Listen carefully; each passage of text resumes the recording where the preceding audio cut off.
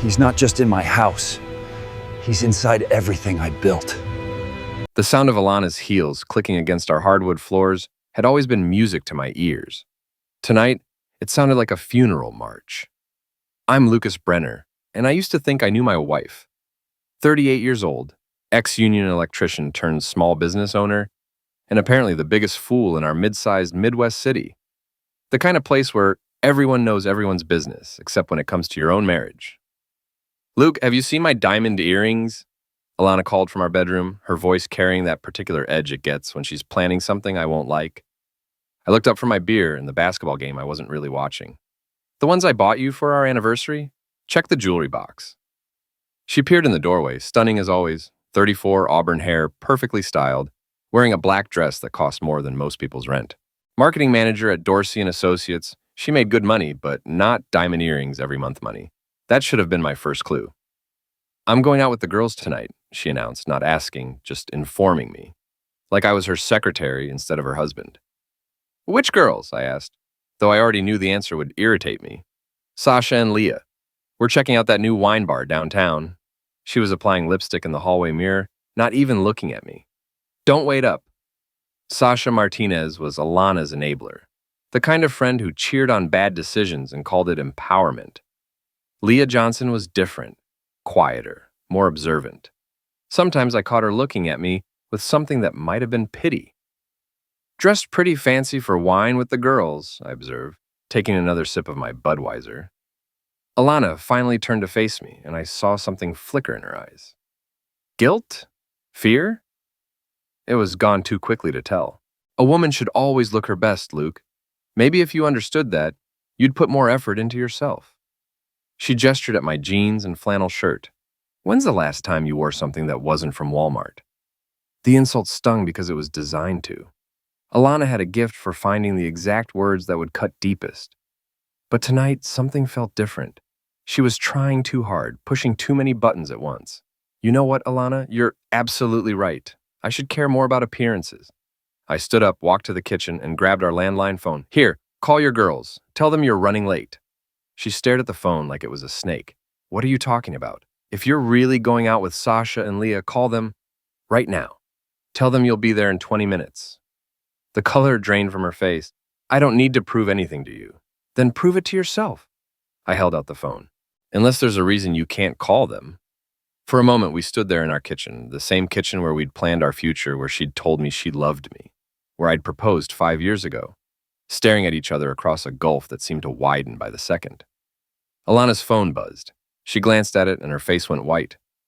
Everything okay? I asked. She was reading a text message, her hands starting to shake. Whatever it said, it wasn't good news. I have to go, she whispered.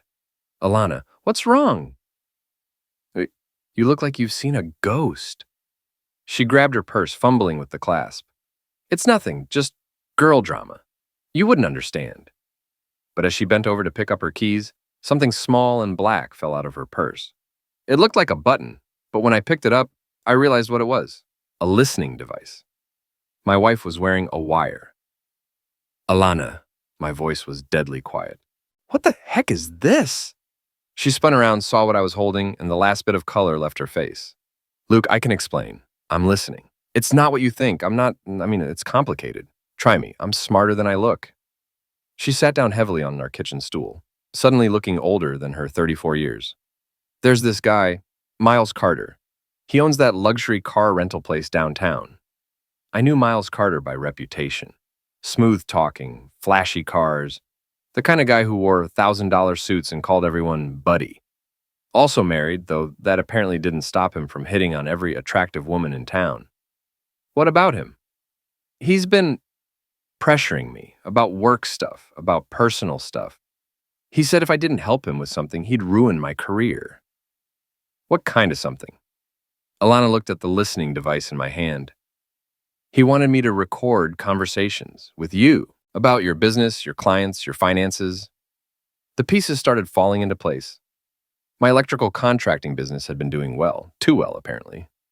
Well enough to make someone think there was money to be made or stolen. How long has this been going on? 3 months?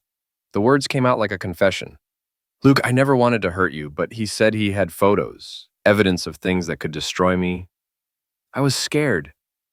What kind of photos? She couldn't meet my eyes. The kind that would end my marriage. And there it was. The truth, finally. My wife was being blackmailed because she'd been having an affair. With Miles Carter or someone else, it didn't matter. What mattered was that she'd chosen to betray me rather than trust me. Get out, I said quietly. Luke, please, let me explain. Get out of my house, now. She stood up, tears streaming down her face, but I was past caring about her tears. Where am I supposed to go? Try Miles Carter's place. I'm sure he'll take good care of you. Alana grabbed her purse and headed for the door, then turned back. You don't know what you're getting into, Luke. Miles isn't just some sleazy businessman. He's connected to people who don't forgive and forget. Neither do I replied. She left, and I heard her car start up and drive away. I sat in my kitchen, holding the listening device, thinking about 3 months of lies and deception. 3 months of my wife coming home and kissing me, with lips that had been on another man. 3 months of her gathering information to help someone destroy everything I'd worked for. My phone rang. It was Sam Rodriguez, my best friend since high school and now a private investigator after 20 years as a cop. Luke, you busy? I just saw Alana tearing out of your driveway like her hair was on fire. Sam, I need your help. How fast can you get over here? 10 minutes. What's going on? My wife's been playing spy for someone who wants to destroy my business, and I think it's time to return the favor. After I hung up, I walked to my living room window and looked out at our quiet neighborhood. Normal houses, normal people, normal lives. But normal was over for me. Alana had made sure of that. I thought about the listening device, about Miles Carter, about 3 months of lies. Then, I smiled for the first time all evening. If they wanted to play games, I'd show them how the game was really played. Sam showed up in 9 minutes, which was typical. When Sam Rodriguez said 10 minutes, he meant 9. 20 years as a cop had made him precise about everything, especially time.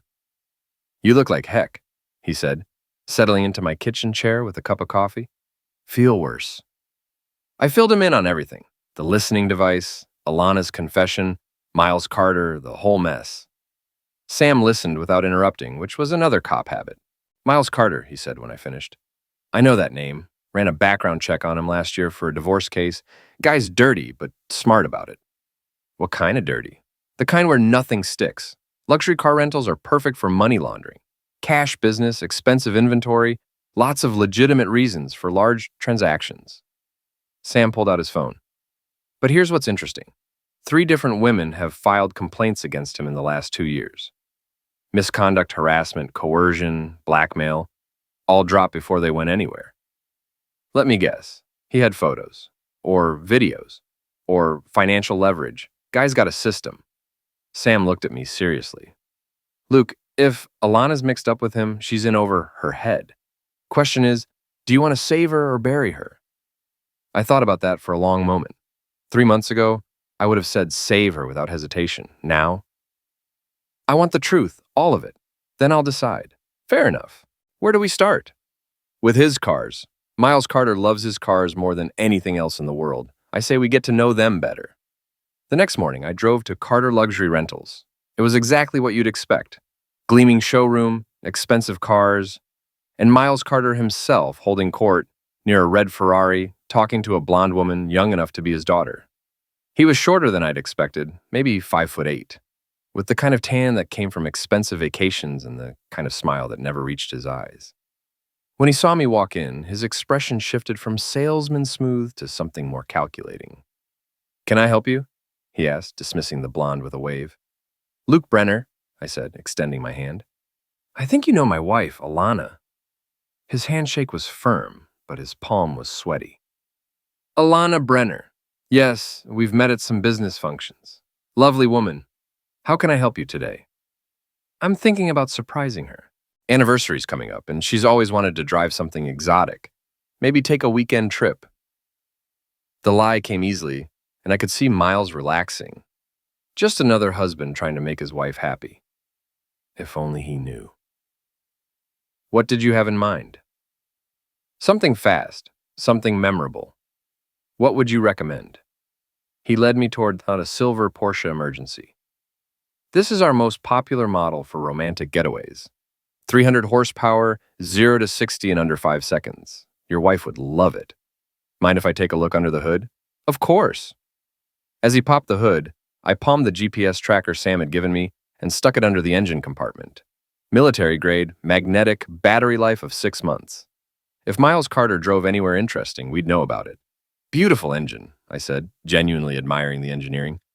What's something like this run for a weekend? $1,200 for Friday through Sunday. But for a friend of Alana's, I could do 1,000. Friend of Alana's, right? Let me talk to her about dates. I said. I'll call you. Looking forward to it. I left the dealership and drove to my office, a small building I own near the industrial district. Brenner Electrical had 12 employees and contracts with half the businesses in town. It wasn't glamorous, but it was mine, built from nothing with my own hands and brain. My office manager, Janet, looked up when I walked in. You've got 3 messages from potential clients and 2 from existing ones wanting to expand their contracts. Good news day. Any calls from Alana? No, but her friend Sasha stopped by about an hour ago. Said she was looking for you. That was interesting. Sasha Martinez had never shown any interest in my business before. What did she want? Didn't say, just asked if you were in, looked around a bit, then left. Seemed nervous. I went into my office and called Sam. The tracker's in place, and I think Alana's friends are fishing for information. Good. I've got news too. Ran surveillance on Carter's place last night. He had 3 different women come by his apartment. None of them stayed long, but all of them looked upset when they left. Blackmail victims? That'd be my guess. I got photos, license plates, the works. Want me to approach them? Not yet. Let's see what else we can learn first. That afternoon, I got my answer. Sam called with excitement in his voice. Luke, you need to hear this. I've been monitoring police frequencies, and there's been chatter about Carter. Seems like someone's been asking questions about his business operations. What kind of questions? The federal kind. FBI Financial Crimes Unit has been sniffing around his car lot. Whatever he's into, it's bigger than just blackmailing married women. This was getting more complicated by the hour. My wife wasn't just having an affair with a sleazy businessman. She was mixed up with someone who might be under federal investigation. My phone buzzed with a text message from an unknown number. Stop digging or your wife pays the price. I showed it to Sam when he arrived at my office 20 minutes later. Amateurs, he said dismissively. Real professionals don't make threats via text message. This is Carter trying to scare you off. Is it working? Are you scared? I thought about Alana, about 3 months of lies, about the listening device. No, I'm pissed. Good, because I just got a hit on that GPS tracker. Carter's been making regular trips to a warehouse on the south side. Industrial area, lots of privacy. Want to take a look? We drove to the warehouse district in Sam's car, a nondescript sedan that looked like every other middle-aged guy's transportation. The warehouse was exactly what Sam had described. Isolated, run down, the kind of place where people conducted business they didn't want witnessed. There, Sam pointed to a silver Porsche parked behind the building. Same car you looked at this morning. We parked across the street and waited. After 40 minutes, Miles Carter emerged from the warehouse with 2 other men. Even from a distance, they looked like trouble. Big, well-dressed, the kind of guys who solved problems with their hands. Muscle, Sam observed. Carter's got protection. Or bosses. Either way, your wife picked the wrong guy to have an affair with. Carter and the 2 men talked for another few minutes, then got into separate cars and drove away. Sam and I followed the Porsche at a safe distance, watching as it headed not toward Carter's apartment or business, but toward the upscale part of town, toward my neighborhood. Son of a witch is going to your house, Sam said. Alana's there. I saw her car this morning when I left for work. We watched from 2 blocks away as Carter parked in my driveway and walked up to my front door like he owned the place. Alana let him in immediately. How long has this been going on? I asked, more to myself than to Sam. Long enough that he's comfortable showing up at your house in broad daylight. We sat there for 2 hours, watching my house, watching my wife entertain her lover in my living room. When Carter finally left, he was carrying a manila envelope. More information, Sam said, about your business, your clients, your finances. He's draining you dry through her. That night, I sat in my kitchen again, thinking about everything I'd learned. My wife was having an affair with a man who was probably a criminal. She'd been feeding him information about my business for months. And now federal agents were asking questions about his operations. I was trapped in the middle of something that could destroy everything I'd worked for. But I wasn't helpless. I had Sam, I had information, and I had something Miles Carter didn't expect. I had nothing left to lose. The next morning, I woke up to find Alana making coffee in our kitchen like nothing had happened. She was wearing one of my old t-shirts and pajama pants, looking like the woman I'd fallen in love with instead of the stranger who'd been betraying me.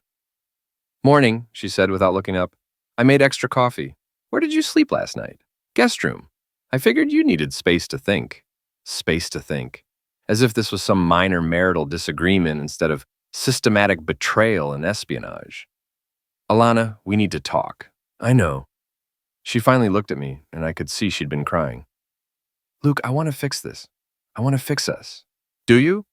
"Because yesterday Miles Carter was here for 2 hours in our house. And when he left, he was carrying an envelope." The coffee mug slipped from her hands, shattering on the kitchen floor. "You were watching the house?" "I was protecting my interests." "What was in the envelope, Alana?" She knelt down to pick up the pieces of broken ceramic, her hands shaking. "Client lists, financial records." "He said if I didn't give them to him, he'd send the photos to your biggest customers." "What photos?" "Of us, together, in compromising positions." I felt something cold settle in my stomach. "How many photos?" "Dozens. Videos, too. He's been recording everything for months. Why didn't you come to me?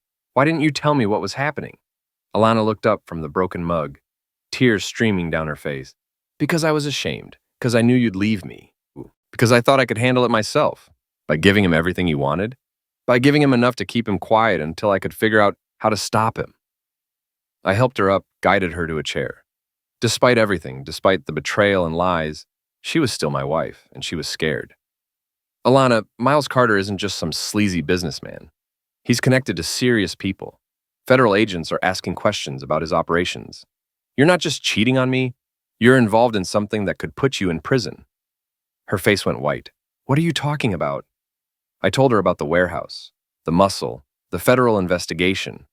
With each detail, she seemed to shrink further into herself. "Oh God," she whispered. "What have I done? The question is, what are we going to do about it?" Before she could answer, my phone rang. Janet from the office. "Luke, you need to get down here. We've got problems." "What kind of problems?" 3 of our biggest clients just canceled their contracts, all of them citing reliability concerns and questions about business practices. And there's a man here from the Better Business Bureau wanting to discuss some complaints. I hung up and looked at Alana. "It's starting. Carter's using the information you gave him to destroy my business." "Luke, I'm sorry. I never wanted this to happen." "Sorry doesn't pay the bills or keep my employees working." I grabbed my keys and headed for the door, then turned back. "Pack a bag. You can't stay here anymore. It's not safe." "Where am I supposed to go?" "Figure it out. You're good at keeping secrets." The drive to my office gave me time to think. Carter was moving fast, using Alana's information to systematically destroy my reputation and business relationships. But he was also making mistakes. Moving too fast, being too obvious, leaving too many traces. Janet met me at the door with a stack of papers. "The BBB complaint is bogus. Someone claiming we did substandard work on a job we never even bid on. But the client cancellations are real. Morrison Manufacturing, Westside Shopping Center, and the new hospital project. 3 contracts worth over $200,000. Gone." "Did they give reasons?" Morrison said they heard rumors about financial irregularities. Westside mentioned something about potential federal investigations. The hospital just said they were going in a different direction. Someone had been making phone calls, spreading carefully crafted lies designed to sound just plausible enough to make people nervous. It was a professional hit job on my reputation. "Janet, I need you to call our lawyer. We're going to fight this." "Already did. He's on his way." This is why I paid Janet twice what other office managers made. She anticipated problems and solved them before I even knew they existed. My lawyer, David Kim, arrived an hour later with news that wasn't entirely bad. "The BBB complaint is obviously fraudulent, and I can get that dismissed easily. The client cancellations are harder to fight, but if we can prove they were based on false information, We might have grounds for a lawsuit. Against who? Whoever's spreading the lies. Do you have any idea who might want to hurt your business? I told David about Miles Carter, about the information Alana had been feeding him, about the federal investigation. He listened without interrupting, taking notes. "This is good," he said when I finished. "If Carter's under federal investigation and he's using information obtained through blackmail to interfere with your business relationships, we can nail him for extortion, interference with business relations, maybe even racketeering if the federal case is big enough. What do I need to do? Document everything.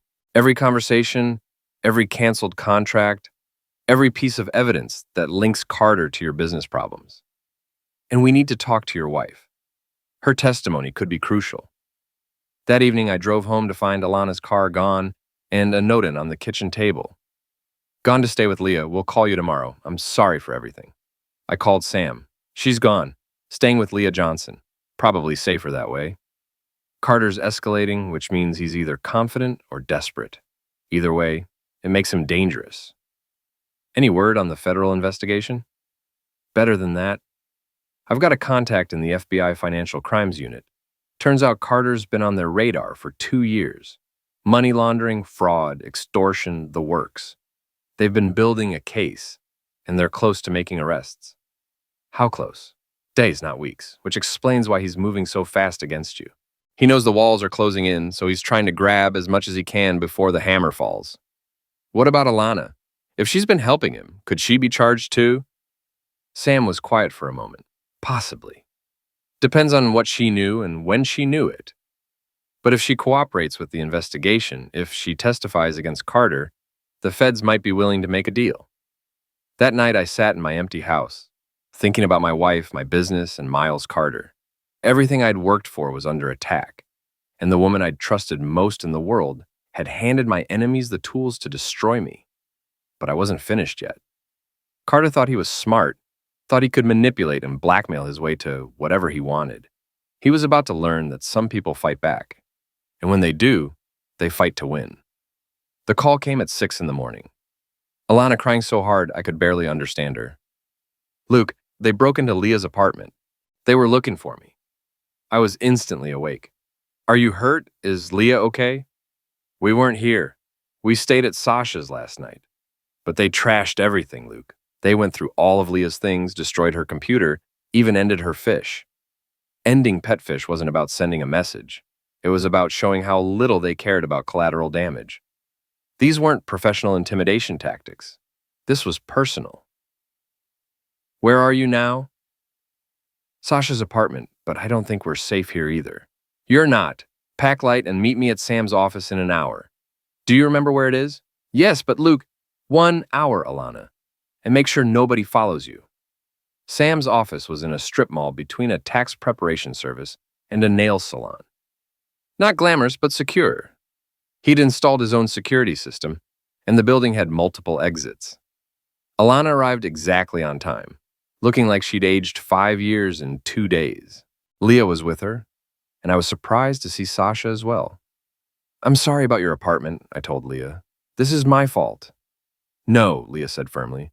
"This is Miles Carter's fault. And it's time someone stopped him." "What do you mean?" Leah and Sasha exchanged glances. "There's something we haven't told you," Sasha said, "about Miles, about what he's been doing." Sam gestured for everyone to sit down. "Let's hear it." "Miles has been blackmailing women all over town," Leah began. "Not just Alana. At least 6 others that we know of, maybe more." "How do you know this?" "Because 2 of them came to me for help," Sasha said. "I work in HR at the hospital, remember? Women trust me with their problems, and Miles Carter has been a problem for a lot of women." She pulled out a folder filled with photographs, documents, and handwritten notes. Jennifer Walsh, the city clerk.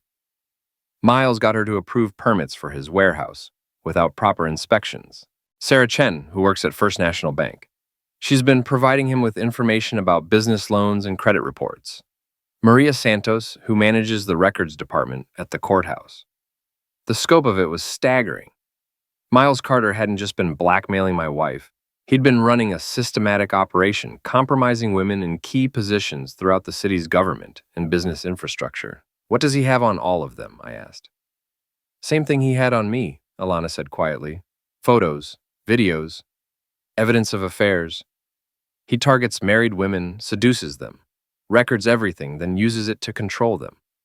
It's a business model, Sam observed. Recruit assets in key positions, compromise them intimately, then leverage the blackmail material to obtain information and favors. Classic intelligence operation, but focused on financial crimes instead of national security. So what do we do about it? I asked.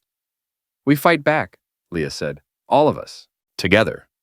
Over the next 3 hours, we developed a plan. It was risky, probably illegal in some aspects, but it had one major advantage. Miles Carter wouldn't see it coming. The plan relied on the fact that Carter thought he controlled all of his victims. He'd grown comfortable, arrogant, sloppy. He was about to learn that cornered people don't always run. Sometimes they bite. Phase 1 began that afternoon. Sasha, using her position at the hospital, started making discreet inquiries about Carter's medical records. Not to obtain them, that would be illegal, but to confirm he was a patient there and to identify his primary physician. Phase 2 involved Leah, who worked as a freelance graphic designer but had connections throughout the city's business community. She began spreading carefully crafted rumors about Carter's financial situation, suggesting that his luxury car rental business was in trouble and that he might be desperate for cash. Phase 3 was my responsibility. I had Sam help me set up a fake identity, Luke Morrison, supposedly a wealthy businessman from Chicago looking to invest in local enterprises. Morrison was interested in luxury car rentals and had heard good things about Carter's operation. The hook was simple. Carter was greedy, and greedy people make mistakes when they think they smell easy money. Morrison called Carter's office that evening, expressing interest in buying into the business as a silent partner. Big investment, no questions asked. Cash available immediately. Carter took the meeting. We set it for the next afternoon at Carter's showroom. I spent the morning getting into character. Expensive suit borrowed from David Kim, fake Rolex bought online, rental BMW to complete the image. Sam would be watching from across the street, recording everything. Carter was practically salivating when I walked into his showroom.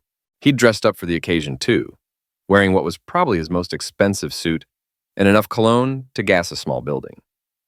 Mr. Morrison, welcome to Carter Luxury Rentals. I understand you're interested in investment opportunities. That's right. I've got some cash I need to park somewhere profitable, and the luxury car business seems like a good fit. Steady income, appreciating assets, tax advantages. We spent an hour going over his books, or at least the books he was willing to show a potential investor. The numbers looked good. Too good, actually. His profit margins were impossibly high, which meant he was either lying about his expenses or had income streams he wasn't reporting. Impressive operation, I said, but I like to know who I'm doing business with. Tell me about yourself, Miles. What's your background? 20 years in sales and marketing. Started with nothing, built this business from the ground up. I understand what it takes to succeed in a competitive market. What about your personal life? Wife, family? Something flickered in his eyes. Divorced? No kids? I prefer to focus on business. Smart man, relationships can be complicated. Exactly. Though I have to admit, I do enjoy the company of beautiful women. One of the perks of success. He was practically bragging about his affairs, probably thinking he was impressing a potential business partner with his intimate conquests. Instead, he was providing evidence for the federal investigators who would eventually hear this recording. I'm interested, I told him, but I'll need to see all your books, meet with your accountant, maybe visit some of your other operations. I assume you have other business interests? A few, import, export, some real estate investments, consulting work. I like to diversify. Import, export, and consulting work. Classic covers for money laundering operations. Excellent. Why don't we continue this conversation over dinner? I know a place downtown that's private, good for business discussions. Carter agreed immediately, probably already spending my fictional investment in his head. We arranged to meet at 8 o'clock at Romano's, an upscale restaurant with excellent acoustics for recording conversations. After Carter left for the day, Sam and I met back at his office to review the afternoon's recording. Guy's dirty as heck, Sam said. Import, export, consulting work, profit margins that don't make sense, plus he basically admitted to serial adultery. Think it's enough for the feds? That's a start. But we need more. We need him to incriminate himself directly, on tape, with specific details about his criminal activities.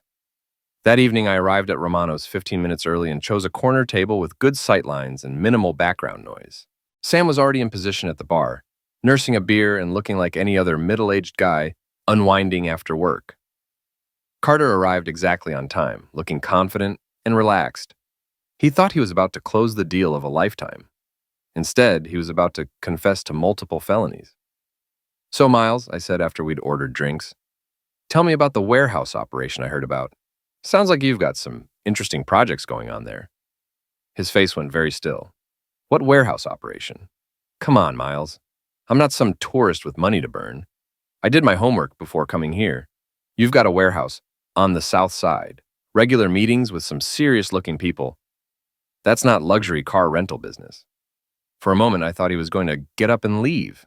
Then greed won out over caution. "You're very well informed, Mr. Morrison. What exactly do you think you know?" "I think you're running a sophisticated operation that generates a lot of cash, and I think you're looking for ways to legitimize that cash through your car rental business. I also think you're smart enough to know that a partnership with someone like me could solve a lot of problems." Carter leaned back in his chair, studying me. "What kind of problems do you think I have?" "The kind that come with federal attention. The kind that require careful financial planning and reliable partners. And you think you could be that kind of partner?" "I know I could be." Carter was quiet for a long moment, weighing his options. Finally, he leaned forward and lowered his voice. "Let's say, hypothetically, that a person had access to certain kinds of information. Financial records, government documents, business intelligence. And let's say that information was valuable to certain parties who were willing to pay well for it. Hypothetically, such a person would need ways to process payments that couldn't be easily traced. Cash businesses, offshore accounts, complex financial instruments. The luxury car rental business is perfect for that kind of consulting work. What about the information gathering? That seems like the hard part." Carter smiled, and for the first time, I saw the predator behind the salesman facade. "You would be surprised how easy it is to motivate people when you understand their weaknesses. Everyone has secrets, Mr. Morrison. Everyone has something they'd rather keep private. A smart businessman learns to leverage those secrets for mutual benefit. Blackmail. I prefer to think of it as relationship management. I had him. Carter had just confessed to blackmail, money laundering, and conspiracy, all recorded on the device hidden in my jacket pocket. But I wanted more. "How many relationships are you managing? Currently, 8 active assets, 3 in development, plus various one-time consulting arrangements." 11 women. Carter was blackmailing 11 women that he'd admit to, probably more that he wouldn't. "That's impressive. What kind of information are you getting?"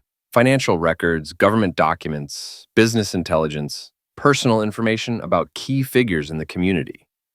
You'd be amazed what people will share when they're properly motivated." "And your clients? The people buying this information?" Carter's expression became guarded. "That's need-to-know information, Mr. Morrison. But let's just say they're people who understand the value of good intelligence and have the resources to pay for it." "Fair enough. When can we move forward?" "I'll need to make some calls, get approval from my partners. But assuming everything checks out, we could have paperwork ready by next week." We finished dinner with small talk about cars and business, but the real conversation was over. Carter thought he'd just recruited a new partner for his criminal enterprise. Instead, he'd provided enough evidence to put himself away for 20 years. After he left, Sam joined me at the table. "Please tell me you got all of that." I patted my jacket pocket. Every word. 8 active assets, 3 in development, money laundering through the car business, and partners who pay for stolen information. Outstanding. We need to get this to the feds immediately. Not yet. First, we're going to use it to free those women. All of them. Luke, that's dangerous. If Carter finds out what we're doing, he's going to find out anyway as soon as the FBI kicks down his door. But those women don't deserve to go down with him. They're victims, not criminals. So what's the plan? I smiled, feeling truly happy for the first time in weeks. We're going to give Miles Carter exactly what he deserves, and we're going to do it in front of the whole town.